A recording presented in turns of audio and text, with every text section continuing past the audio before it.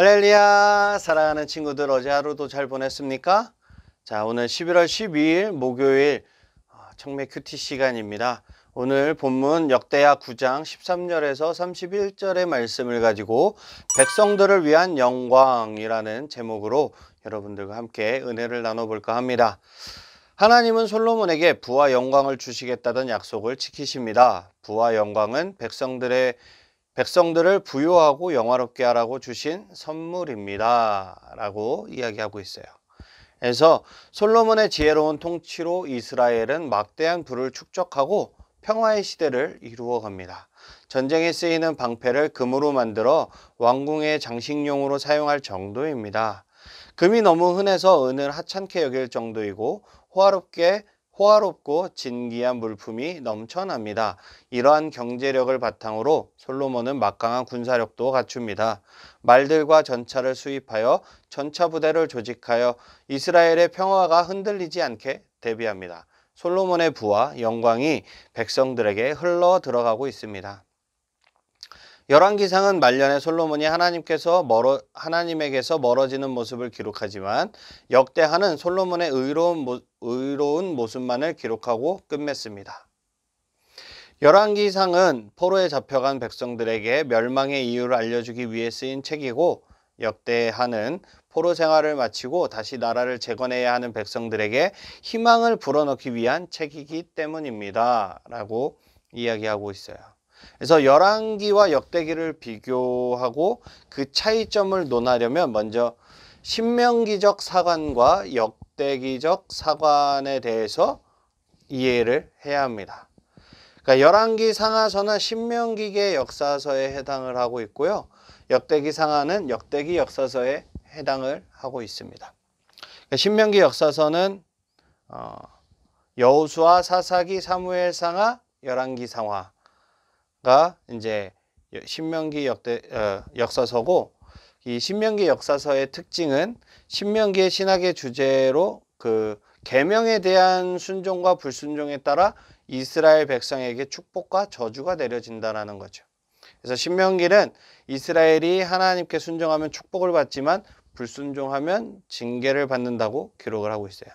그리고 역대기 역사서는 역대기 상하, 에스라, 느헤미야 라고 이제 구성이 되어 있고, 이 역대기 역사서의 특징으로 보자 그러면은 신명기 역사서가 이제 가나안 정복 시대로부터 서술을 시작하고 있는 것에 반해서 역대기 역사서는 아담으로 시작되는 족보로 시작을 합니다. 이것은 이스라엘의 정체성을 부각시키기 위한 것으로 여겨지고 있어요. 이것은 역대기 역사서가 쓰인 시기가 이스라엘이 바벨론의 포로로부터 이제 귀환해서 그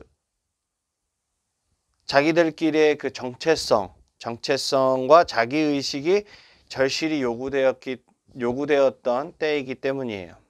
그래서 역사의 관심은 지속적으로 불순종했던 북이스라엘 왕국보다 남왕국에 국한돼서 남유다 왕국을 조명을 하고 있어요. 이것은 남유다 왕국이 참 이스라엘이며 포로기 이후의 이스라엘 공동체의 중심은 예루살렘이 되어야 한다라는 사실을 잘 알려주고 있는 것입니다.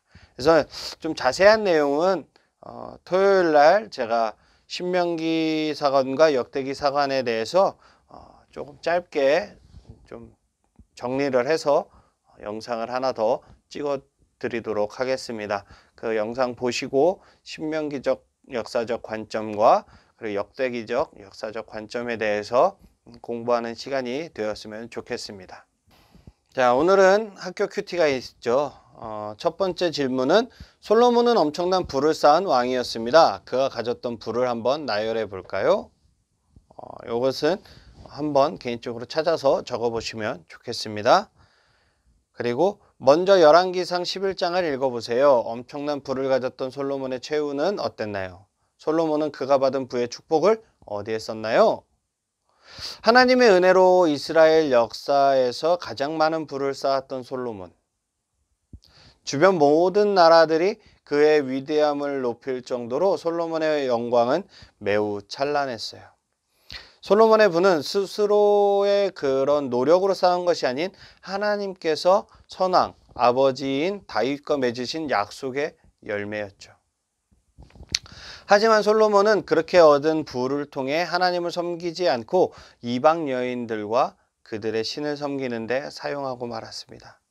그것은 솔로몬의 큰 잘못이었죠. 결국 그의 잘못은 이스라엘의 분열이라는 비극이라는 그 결과를 초래하고 맙니다. 그래서 이스라엘이 사울, 다윗, 솔로몬까지는 통일 왕조, 하나의 왕조를 가지고 있었지만, 그래서 이스라엘 왕국이 사울, 다윗, 솔로몬 요 3대 왕까지는 통일 왕국을 이루고 있었습니다. 그리고 솔로몬 이후 때로부터 북이스라엘과 남유다로 갈라지게 되죠. 북이스라엘은 10개의 지파와 그리고 남유다는 유다와 베냐민 지파, 이렇게 해서 두 지파가 서로 나뉘게 됩니다. 근데 이제 역사적으로 보면 다윗의 왕조는, 남유다는 다윗의 자손으로 쭉 이어지게 되고 북이스라엘은 왕조가 계속 바뀌게 돼요. 우리나라로 치면 고려였다가 조선이 됐다가 이런 식으로 왕조가 아예 바뀌게 되는 역사를 낳게 됩니다. 다시 이 주제로 본문으로 돌아와서, 하나님은 우리에게 부의 축복을 주시고는 해요. 하나님은 모든 것을 하실 수 있는 분이시니까요. 하지만 대부분의 사람들은 자신이 가진 부를 하나님을 위해 사용하기보다 자신을 위해 사용하는 데 열중합니다. 가진 것이 없을 때 하나님을 의지하는 것보다 부자가 되어 자신의 재산이 충분할 때 모든 것을 하나님의 축복으로 인정하는 것이 훨씬 더 어려워요. 그래서 예수님은 마가복음 10장 25절에서 낙타가 바늘귀로 나가는 것이 부자가 하나님 나라에 들어가는 것보다 쉬우니라 라고 이야기하신 거예요. 부자가 되는 순간 하나님의 은혜를 잊기 때문이에요. 근데 모든 부자가 그렇다라는 것은 아닙니다. 모든 부자가 그런 것은 아니지만 이럴 경우가 더욱 많다라는 거예요. 그래서 우리의 마음을 지켜야 하는 겁니다. 더욱 내 마음을 지켜라. 생명의 근원이 이에서 남이니라 라고 잠언에서 이야기하고 있는 것처럼 마음을 지키는 것이 중요해요. 그래서 많은 청소년들이 그저 돈을 벌고 싶다, 부자가 되고 싶다라는 꿈을 꿔요. 그것이 나쁘다고 이야기할 수는 없어요.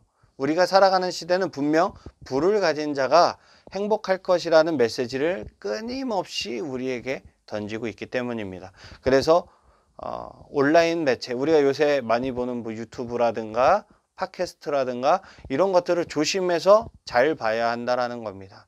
우리는 지금 만몬주의, 그러니까 물질 만물주의에 빠져 있어요. 이 세계는 자본주의라는 그 영향 아래, 민주주의라는 영향 아래 물질이 판을 치고 있는, 물질이 최고의 가치가 되어 있는 시대를 살아가고 있습니다. 하지만 영원한 행복은 오직 하나님 안에서만 누릴 수 있다는 것을 꼭 기억하시기 바랍니다. 따라서 부를 쫓기 전에 하나님께 순종하는 자녀가 되는 먼저 그 결심을 해야 한다는 거죠. 자신의 부를 이방신을 위해 사용하고 많은 소유에도 허망하다고 고백했던 솔로몬과 같은 어리석은 자의 최후를 따라가서는 안 될 것입니다. 전에도 얘기했지만 솔로몬이 처음에는 정말 멋진 왕이었어요. 하나님께 지혜를 구하고 그 어떠한 다른 것을 구하는 것이 아니라 하나님의 백성을 잘 치리할 수 있는 그 지혜를 구했을 때 하나님께서 크게 기뻐하시고 많은 부와 명예와 권력과 모든 것을 부어주셨지만 그것들을 잘못 사용함으로써 결국 이스라엘은 두 개로 나눠지게 됩니다. 그런 전철을 밟지 않는 우리 청소년부 친구들이 되시기를 주님의 이름으로 축복합니다. 아멘. 기도하겠습니다. 사랑과 은혜의 하나님 감사합니다. 이 땅의 모든 재물의 소유는 하나님께 있음을 기억하게 하시고 우리를 부하거나 가난하게 하지 마셔서 하나님을 모른다 하지 않게 하여 주시옵소서. 언제나 우리의 마음을 붙들고 하나님만을 의지하는 귀한 청소년부 친구들이 다 되게 하여 주시옵소서. 감사드리며 귀하신 예수님의 이름으로 기도드렸습니다. 아멘. 할렐루야. 우리 친구들 내일 이 시간에 다시 만나요. 안녕.